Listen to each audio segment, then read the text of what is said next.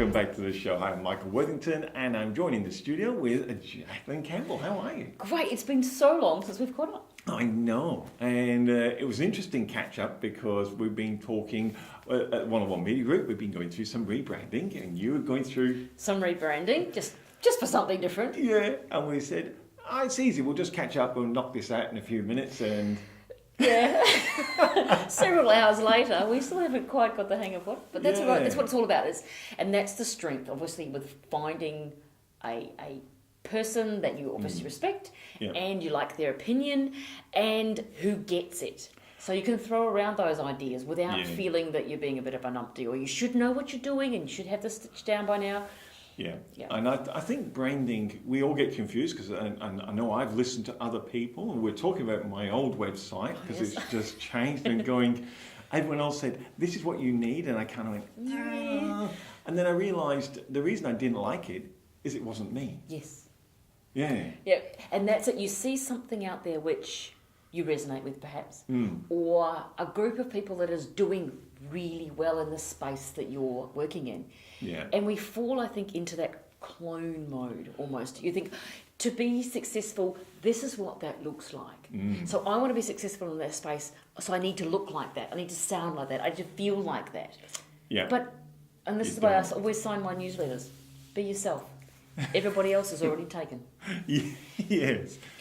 But we don't trust our own instincts when it comes to this so often. Yeah. I mean, train wreck we had this morning. I have to confess, it started with a phone call which went, Michael, I don't like my name. I don't like my logo. I don't like my brand. And he's just gone, come on in. We can get this sorted. And it actually wasn't that I didn't like it. It was somehow I fell out of love with it because I started listening to everybody else rather than listening to me. And while we deal with the same type of customers, my offering is different than your offering. Absolutely, we offer different services. And so it was really interesting because when you came in, you'd actually written an avatar. You'd gone, I'll tell you what I'm going to do. It's almost 600 words long, my avatar. It's not a quick statement, it's a whole page. Described, I mean, you can fit this person into a book now. Yes, we'll introduce you to Simon. Yeah, but you did. You went, okay, I'm going to describe the person that I want to help. Absolutely. And by describing it, you came up with some real qualities that person would go, I would values, what he would actually value. Yeah, where he is in his business, what his struggles were, what are these solutions we're trying to solve. And that, then, I guess it comes back to, it should theoretically be a very simple way of solving it. And there's the old comment there, 1,000 forks in the road, I've got so many decisions, where do I go? And I think by having an avatar, you really started to go, it starts to clarify what you're going to do and why you're going to do it. We'll talk about that. But I was fascinated because I must confess, I wrote an avatar that was 3 points. Yes, but you wrote an avatar that was 600 words. How did you do it? What was going through your mind when you actually wrote an avatar like that? Well, I realised that I was really struggling with trying to define what I wanted this to be because I didn't really understand what I was talking about. Now, I'm a storyteller. Yeah. I like people's stories. I like to understand.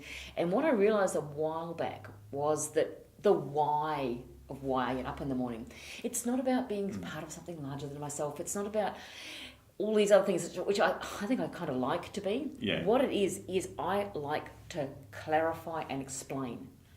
So taking larger problems or things which people don't understand, making sure I work out how to understand them, and then giving it back to people as a do you get it now? And they go, oh yeah, or if not, I've got to go again. I've got to make it. What I've got to give them is solutions. It's what it's all about. Really. And what I realised was that because I didn't actually understand who I was talking to, how could I offer them a solution which was relevant to their problems? Because I didn't even know what they were. So I thought, right, and I sat down and I imagined. And I just started to write. I literally just hit the computer and started to write. I thought, the reason he's called Simon is because I don't know anybody called Simon. So that way I couldn't take... If he called Michael, he would suddenly become you as opposed to whatever. And it's pieces of my story and it's pieces of my journey. and he's got where I was 3 years ago, and he's got bits of problems which other business people I've talked to are struggling with. So I created Simon, who's just about to turn 40, who's got a successful business, which is a first piece of differentiation. He's not starting up his business. He's not been running for thousands of years and suddenly had a downturn in the industry. He's doing okay. Yeah. So he's doing okay, but he's got to the point where he's doing everything himself, and he doesn't quite know how to scale it, how to make it.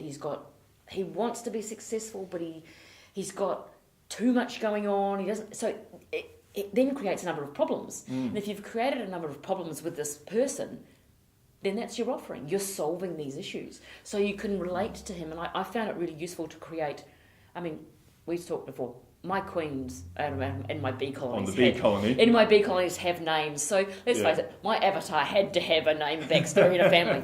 It makes it real to me. It might not be necessary for all people. No. But that worked for me. And I think that what we were talking about before is you've got to do what works for you. What I found interesting, what you're talking about there in creating your avatar, is people talk about authenticity. And when I heard you saying you actually went to what you were like 3 years and some of the problems you've encountered. And I think when you see some of these really successful people in business, you suddenly realise why they're authentic, because it's them. And when I read Simon, it was like, I'm going, wow, that sounds really real. But because you've used real people, not just yourself, but others, and built this character going, well, here's the challenges, here's the problems. But what a great way to identify what value you can offer to these people. And that helped me build the... That helped me... That's someone bringing in. Yeah. That helped me build this... That was Simon. Apparently it's not. Apparently it's no spam activity. So what it helped me do is build what I was going to offer this person, which then helped me construct what was going on underneath. And almost backwards, then I've gone, okay, how am I going to name this, which catches the attention of the person I'm talking to, rather than just going, Funky Chicken's a pretty cool name, let's go with that. Yeah. Or I've got a really neat picture of a starfish. I have a friend of mine from many years ago who actually, he is an ex-mariner, so right. Oh, okay. There's bound to be some. He works in training. Yeah. His business is called Mermaid Solutions. Now, okay. It's got its own brand.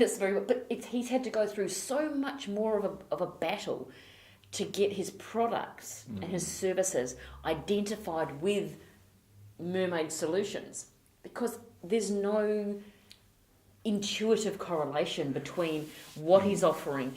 There's a correlation if you know him. Yes, but if you don't. But if you don't, so when we were talking this morning, we've talked about how do we make it easy for ourselves to make it easy for our clients. And I guess that's the thing, and this is what we're talking about names, and we say, well, what's in a name? And we're saying, well, some people said you shouldn't use your personal name, and then we named half a dozen people who do, very successfully who do. Yeah, and then we talked about names that were non-descriptive of what you were getting for your money. What the hell does Pepsi mean? Yeah, and Coca-Cola, and we got a thing in WA here, or Australia, called radio rentals, and they don't rent radios, by the way. Never have, and they're not associated apparently with the guys in South Australia. Right. So it was what's in a name. But as you said, it had to be a name that even radio rentals, you can't know it's renting something. There's something, and probably renting tech. Yeah. But there's already technology rentals or tech rentals that already existed. Yeah. So it was like what's in a name, and then should the name be something that, and because you deal with business owners, it was like, well, the word business would be helpful in there. It's all kind of handy to link it back, yeah. Yeah, and then what you wanted to do for them, they built this business, and it's kind of locked them in. And the only way to unlock it is, well, you could go unlocking business or breaking. Yep, so we went with breaking. And what was interesting, we had this conclusion, and for those of you who've been obviously watching with the 101 Media Group, you've seen that breaking business has been around for a while now. But more of as a throwaway working title, sort of kind of while we were getting our act together, but hadn't really changed or solidified the branding. And I suddenly went, based on feedback from someone else, I've gone, oh, it could mean that. It could mean destroying. Oh, we're not destroying businesses. And we did that whole unwind. We certainly did. Interestingly, it was feedback from someone who is not Australian. So, and their comment was, if you put that into the international market, which is where, of course, it's going, or where we go with this, if you're putting it in the international market, what happens?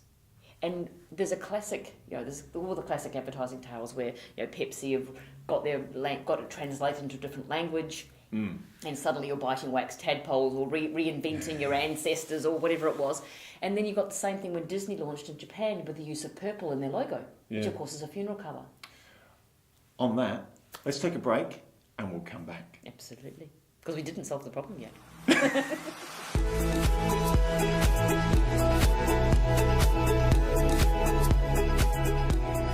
Back to the show, and I'm joined with Jacqueline Campbell. We've been talking branding and some of the challenges. And before we left, you were talking the challenges of when you take your brand international. And Pepsi goes purple into Japan, and Japan goes, that's a funeral colour. We're not going to Disney World. It's a dangerous space. Sorry, Disney World.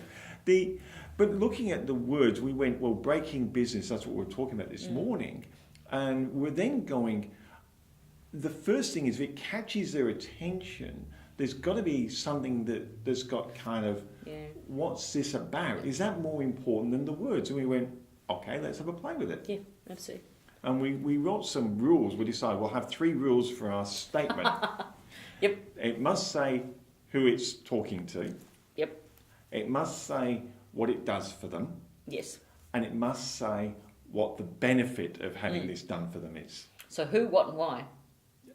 That sounds very familiar to something else. It does. But it's more complicated. It sounds simple. And it can't ramble on. No. You're trying to explain your entire business model in the first 25 words or less. Yes, your entire business model and everything you offer and all the benefits and everything else and the wing-dings and the fact that you've also got to breathe, just... Yeah. Because you want the people to go, So we said, okay, let's have we knew it was going to be business people, but we had a look, which was really advantageous because you wrote your avatar. Yes. And by reading it, we could go, okay, this avatar, what's one of the things? They want to be able to talk to other business people. Yes. They want to be part of a community. Yes, because one of the issues with the avatar and what we find so many, and the business owners that we've spoken to, and why people network and why people clump, for want of a better word. There you go, writing a clump. Maybe we should rebrand that.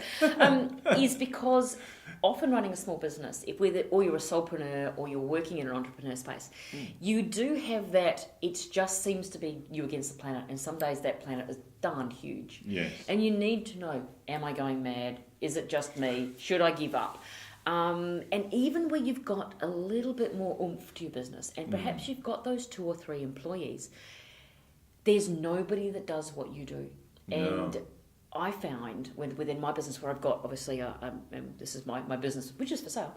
The business I'm transitioning from is I do have a team, but I feel completely incompetent. Which anybody who's watched before knows that is something I cannot tolerate. No. I feel incompetent if I cannot solve these business problems. I don't feel like I can go to my remediation team leader and go, worried about payroll this week. We've got some cash flow issues. It's just not a conversation that I can have. But if I'm talking to another business owner within a community, I can go, how's bells? He goes, yeah, I know what you mean. Have you thought of X? And I'm thinking, that's what we need. We need a community, a safe space where we can have these conversations, either literally or virtually. So from that you can gather the first lines that we started to write, and we went to a few drafts, but there was a number of drafts, and you're going to do the same thing, but that was it. So that's a standout. So what we're doing is, with Breaking Business, is creating a community for business owners. Yes, nice and simple. And how does it go? Keep it simple, and be simple and clear before you're clever. Yeah, that's a great statement. Simple and clear before you're clever. Yep. That's almost as good as clumping. Clumping. So we're creating a clump where people can be simple and clear. Why didn't we think of this earlier? I don't know. So you can see just by having an avatar, and this is what we talked about, and identifying an issue. So now you can also see straight away, and you better look at that and you go, I can just about guess some of your strategies you're going to employ or need to employ to create a community, just the word itself. So it's creating communities for business owners. But it also acts as that first filter. Because yes. you can't speak to everybody. And if you try to talk to everybody, it's relevant to nobody. It's like standing on top of a skyscraper and just yelling. Then someone might hear some noise. So therapeutic. Well, they hear noise, but they don't know you're talking to them. No, you're right. I'm a cliff on a stormy day sort of kind of girl. If I need that stress relief, but you're right. You go, but there's no relevance. There's no resonation there. But that first funnel, if you like, that first layer goes. Hang on a minute. Am I a business owner? Yes. Yeah. Do I need some community? Do I want to be part of something? If the answer to that is no, what we've got to say in breaking business won't be relevant to you, and that's okay. And I think that's the thing. People get frightened but in fact, less is more. How many times when you're doing your coaching work and they're helping people define their personal and business brands, do you get someone's first response to you as, so you say, well, who's your customer? Oh, everybody, man, we're plumbers, we can deal with the whole of Perth. And you go, okay, so you're dealing with anything which is related in the whole of Perth. Yeah. Right. But you can't speak to the whole. And when you actually have those conversations, you realise it gets smaller and smaller. In actual fact, 80% of their clients are residential guys who've got an emergency breakdown and they're sort of kind of in Wembley. Yeah. And that helps with that message. So that gives you that first part. Yeah. I mean, I did the same with One-on-One Media Group. We said we're helping business owners build their personal and business brand. Now, if you're a business owner and you're not really interested in building your personal brand, you're probably not going to contact me. So but it's a great little filter. Yeah, it works as that first filter. Yeah. So again, we're looking for business owners who need a community. So straight away, Simon, who the avatar is, who's currently feeling a little bit lonely and a little bit out of his depth, doesn't want to sort of kind of build his business to sell, but wants to sort of kind of jiggle it a bit so he's got some more time to travel with his wife. Yeah, is looking for some community. Yeah, but what else is he looking for? Well, as part of it, you were saying he was looking for other business owners to help him. Yep, because he's got struggles that he doesn't know how to solve. So he needs these other business owners in the community to help him work through some of these solutions to get to this end. Exactly. So if you're a business owner who would like some community but has no struggles, again, you're not my client. So if I remember it was, so the second part of it was what we actually do or what you're going to be doing in there. So it was a community for business owners to come to. Yep. To get solutions to everyday challenges. Yes. Right. That's either you. It took us 3 hours to get there, but that's where we got to. And it was like, then people go, that's me. I've got everyday, I'm a business owner. Yes, I'm not a startup. No, I'm not a multinational. I'm just a normal business owner. I'm not doing too bad, but the day-to-day, there's got to be a better way of doing it. I don't know what it is, but there has to be a better way. Yes. I need my life back. So that creates an interest, and they go, well, what's your offer? How do you do that? And then you can go on to talk about either your services, or they click through to your sites, or you've got that first engagement. But you've engaged the right people. You've engaged effectively your target audience with that first statement, that explanation, simple explanation of what you do, what you're offering. And I think that bringing together there with the community and mentioning that it is other business owners coming together to formulate solutions for everyday challenges. Yeah, well, I don't need to know how to make $10 million. I just need to know how to do my processing of this a little bit better. Or how do I get an extra half an hour to myself so I can go home early, so I'm not in the office at 7 o'clock every night. Absolutely. And the great thing about those solutions is those problems are very similar. And what we found with obviously the research we've done and the work that you and I have been doing here is irrelevant of whether you're running a plumbing business, a feng shui building design, a painter, or a consulting services. Everybody has very similar stumbling blocks when they're at that stage of the business. It's I'm currently doing everything myself and I'm working a bit late and I've got the hang of zero. I'm pretty good at it. Yeah. But I don't want to outsource it because geez, that costs me money. But you're in that transition sort of kind of phase. So you need proper, and they need to be solutions, things which are actually going to work. And that's what these guys are looking for. So we're going to take a break and we're going to come back and show you very simplistically from a branding point of view, and once you get your branding, how that can just be broken down into what we call chunking. I think Tony Robbins was probably one of the first ones to use the Original word chunker, yep. Chunking, almost as good as clumping. Clumping. We should call it clumping. We should clump. We're going to take clumps, and you could actually there you go. You could brand that into little earth things. Yeah. So you've got people are building foundations. They look, see how easy it is. So we're going to come back and show you how by having a very clear brand, you can really just chunk or clump some pretty neat little areas of strategy. We'll be right back.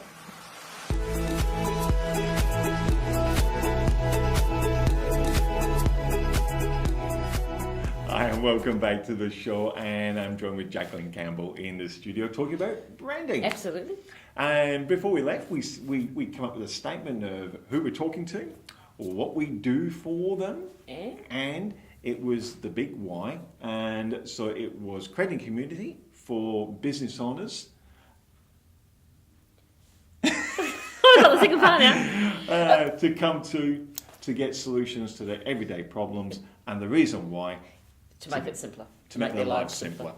So, yeah, so you can see, we just did this morning, we shooting it straight to camera. Yes, well, we haven't quite got the hang of the patter. That'll require a little bit. But I think what it does, because you wrote the avatar and it gives that very clear clarity around that person, you can then say, okay, we had the discussion, says, you want this to be online so it's accessible from everyone, very, very cost effective, it's available 24/7 whenever. Terrific. And then it was like, if we're going to have the community, and you broke it into three main sections, because you went, well, there's three main areas that Simon, the avatar, has gone, this is what I want. And just an explanation, the reason we've decided to go online with all of the offerings is because one of Simon's challenges, of course, is accessing the content that he needs when he needs it. And if you've got an international audience, which we do, that's different times for everybody. But not only that, if Simon's got flat out during the day, he's doing this, what do I do now? It'll be a Saturday morning or in an afternoon once the kids have gone to bed. It's that sort of kind of thing, so it needs to be available then. Yeah. So again, that was, what does my avatar need? This is how we provide it. It's all about that, and that's how the branding went together. And then looking at the information, the community, and the answers, because it was all about getting the answers, wasn't it? Yep. And you broke that into three main areas. Yep. And your first area, you said, well, I'm actually just going to have, its first area, I remember you were going to just do interviews. Yes, so we've got, the key to it is a podcast. The reason being is that everybody's changing clients and you just get in their ears. Yeah. So they can hit the podcast, listen to what's going on, get that information in nice little sort of those half an hour community kind of chunks. Because again, understanding the person we're talking to, it takes about half an hour to drive between your clients, or to get to a job, or to work, or go home, fantastic. Or you're at the gym for half an hour. It's sort of kind of that splodge of time. Yeah. Yep. So from there, we decided there's really three things that you needed, is that these guys needed. First of all, hitting that, I'm a small business owner, I'm all by myself, am I going mad type thing. Yep. You needed an ally. Which relates back to community. It does. So these allies in the community. So the first offering in there with the podcasting side of it is, these are guys and girls that are business owners. They understand the struggles because they're just on the other side of them. Not so far on the other side that they've forgotten what it was like. And what the solutions were. But in that point where they can go, yep, I know exactly what you mean. This is what worked for me, or this is what worked for us. So they can tell their stories. You can find out how they're implementing. So that ally, that's someone like, that's actually just where I'm heading. It's just a couple of steps ahead of where I am now. Perfect. And they did it, and they showed me the way. Absolutely. And it's suppose, and the other thing with allies, they're not being criticised for the struggle. No. People going, hey, that was me too. Yeah, and so a lot of these likes. Yep, and a lot of these guys, which will be in that ally space, are also the other members of the community. Yeah. So you hear what they have to say, you go, oh, hang on a minute, that's Michael, and you can connect with them within that community space, which is fantastic. So allies was obviously a big thing, and look, a lot of people will tell you when you're a business owner, it is quite lonely because who do you talk to? Unless you find Absolutely. someone else as crazy as you. Yeah, and even if you've got, as we were saying before, even if you've got a Yeah. couple of team members, you don't want to have that, oh, geez, the cash flow's a bit No. dodgy conversation with a team member, because then they're going, oh, hang on a minute, Yeah.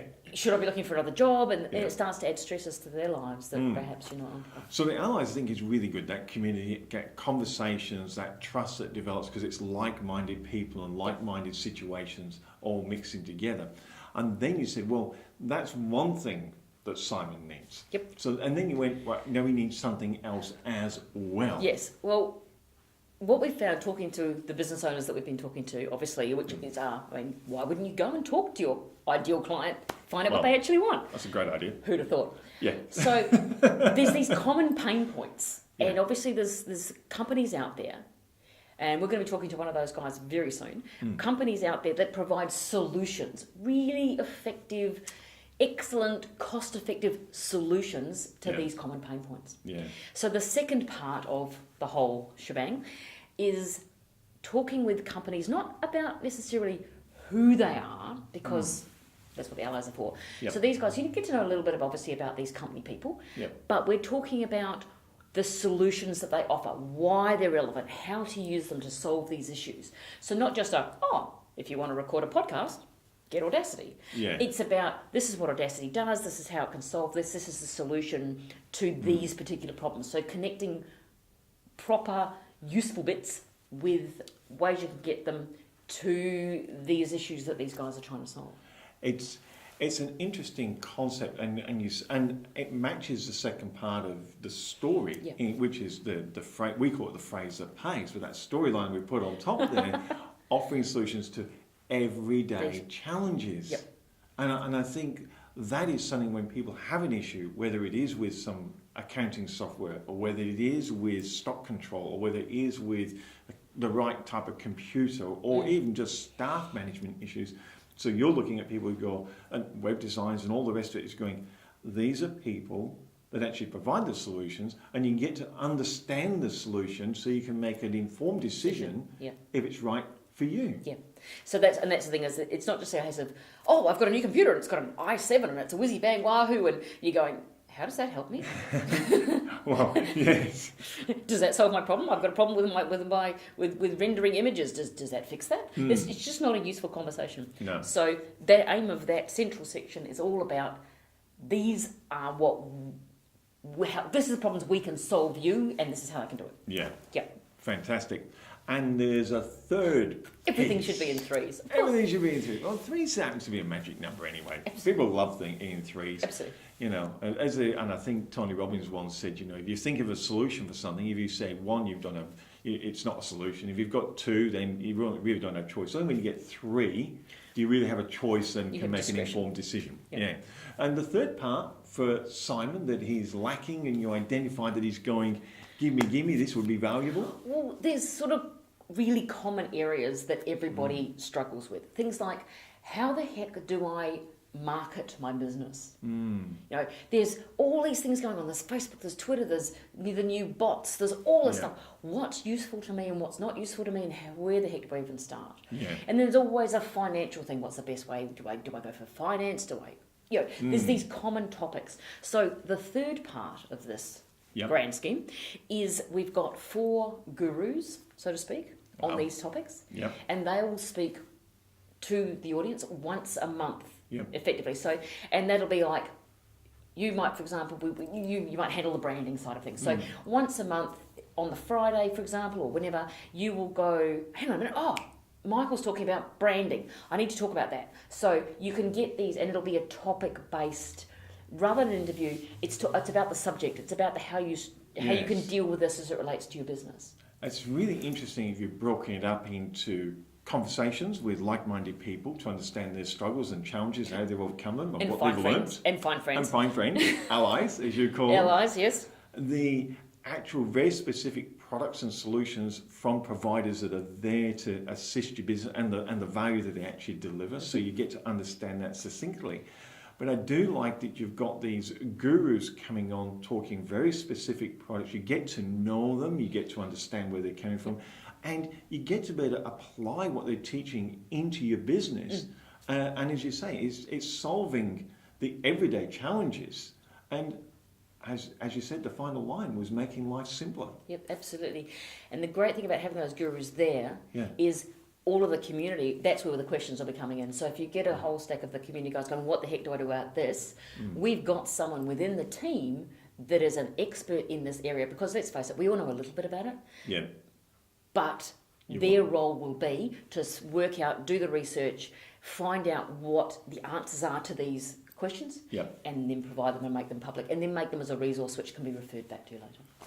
We're going to take a break, and we'll come back with a summary on creating a brand and your strategy for actually getting that out there in the marketplace. And look, it doesn't matter if you're brand new or established, because we've been going for a year and a half, and last week we rebranded. There we go. Absolutely. You do. We'll be right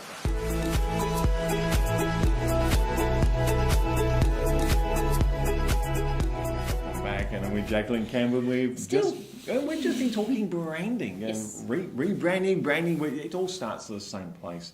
And I thought it'd be really interesting, because we did this with my business a little while ago, and then remarketing, and the website changed and colours changed. They came to black.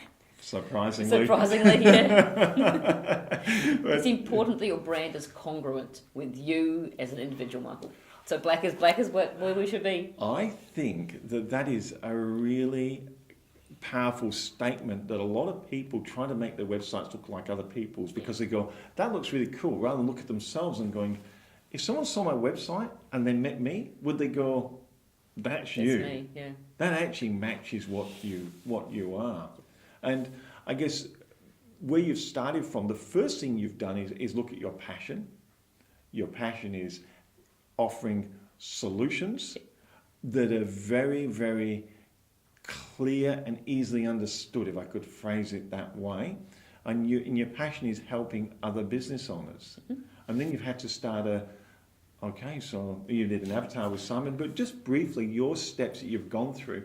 Someone listening now, what would you be saying they should be looking at to take them through so they can get to where you're at this point? Where do you start? And that was what it was. It was a real hodgepodge of a whole stack of stuff for a long time there. And I think that's part of the process, is you just have this amorphic sort of kind of fuzzy concept and a... Like a shotgun. Let's just throw it out there and see what sticks. Well, it's one of those things that becomes sort of half an idea, but you're doing something else, and it sort of kind of tugs at you, and you think, oh, shush, I'm busy, I have a business, and then it sort of kind of tugs you a little bit more, and then you start to sort of get sucked into it. Yeah. And what I ended up doing, I was like, first of all, I had to acknowledge that this was a thing. Yeah. And that then you make a decision, because saying no is just as okay as saying yes. And then Absolutely. It was a case of, am I going to do this? And then you go, actually, I am. And then my way of doing stuff is you just jump in. So just this immersion. And then, of course, the first thing which happens to me after I have immersed myself in an idea, I get out of the pool and go, oh my God. And you feel so overwhelmed by all the stuff and who you're trying to be. And then I thought, right, what we need to do. Now, I'm a storyteller and a mind mapper. Mm-hmm. Guilty as charged. Yeah, so I just sat down, maybe 2 glasses or maybe 3 into the evening, and went, right. And I have got these giant sticky notes. Right, okay. So I just put 3 giant sticky notes on the wall, and I just started throwing everything up there. And the great thing about that is you can then go back and connect stuff. And that's how I created that basic concept. Yeah. Which is then you get to say, okay, that's my basic concept. This is what I think I want to do. What do I do now? So it was that concept. And my first question was, who the heck am I talking to? Yeah. Hence the avatar. So basic concept, which was kind of struggling down the fluff into something which was less overwhelming. So it's kind of gone from not having much definition to now having quite defined boundaries to it. Yes, even probably. For someone that doesn't like control issues. It would be fair to say I went from the, where's my white horse, let me save the planet, to, oh, hang on a minute, how about I just talk to these guys? Yeah. So it was important to do that, divergent into something a bit more contained. Yeah. So vague containment to who am I actually speaking to? Yeah. To, once I worked out who I was speaking to, what do they need to know? So concept, who am I talking to?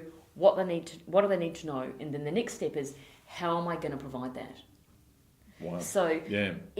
it sounds like a quick, oh yeah, we can do that over a beer. quick back of the envelope. It took close to 3 months now. Yeah.